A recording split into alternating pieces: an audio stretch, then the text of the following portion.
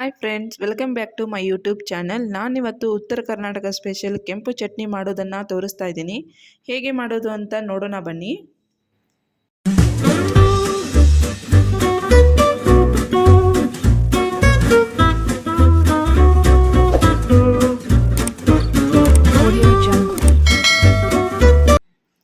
ನಾನಿವಾಗ ಕೆಂಪು ಹಸಿ ಮೆಣಸಿನಕಾಯಿನ ತಗೊಂಡಿದ್ದೀನಿ.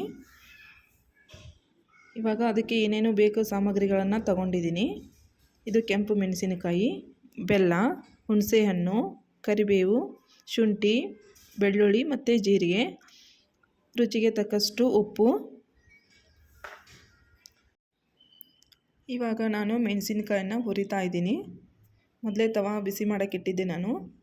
ಇವಾಗ ಸ್ವಲ್ಪ ಎಣ್ಣೆ ಹಾಕಿ ಮತ್ತೆ ನಾನು ಹುರಿತಾ ಇದ್ದೀನಿ. ಚೆನ್ನಾಗಿ ಫ್ರೈ ಮಾಡ್ಕೋಬೇಕು.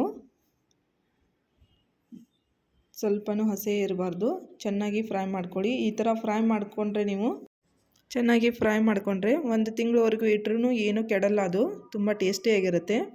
ಇವಾಗ ನಾನು ಮಿಕ್ಸಿ ಜಾರಿಗೆ ಹುರಿದ ಮೆಣಸಿನ್ಕಾಯಿನ ಹಾಕ್ತಾಯಿದ್ದೀನಿ. ಇವಾಗ ಬೆಳ್ಳುಳ್ಳಿ ಹಾಕೋತಾ ಇದ್ದೀನಿ. ಇವಾಗ ಶುಂಠಿ, ಇವಾಗ ಹುಣಸೆ ಹಣ್ಣು ಹಾಕ್ತಾಯಿದ್ದೀನಿ ನಾನು, ಕರಿಬೇವು, ಸ್ವಲ್ಪ ಬೆಲ್ಲ,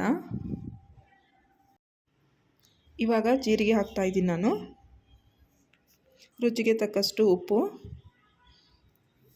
ಇವಾಗ ಮಿಕ್ಸಿ ಮಾಡ್ತಾಯಿದ್ದೀನಿ. ನೋಡಿ, ಇವಾಗ ಮಿಕ್ಸಿ ಮಾಡ್ಕೊಂಡು ಬಂದಿದ್ದೀನಿ. ರೆಡಿಯಾಗಿದೆ. ತುಂಬ ಟೇಸ್ಟಿಯಾಗಿರುತ್ತೆ. ರೊಟ್ಟಿ ಜೊತೆಗೆ ಅಂತೂ ತಿಂದರೂ 2 ರೊಟ್ಟಿ ತಿನ್ನೋರು 3 ರೊಟ್ಟಿ ತಿಂತಾರೆ.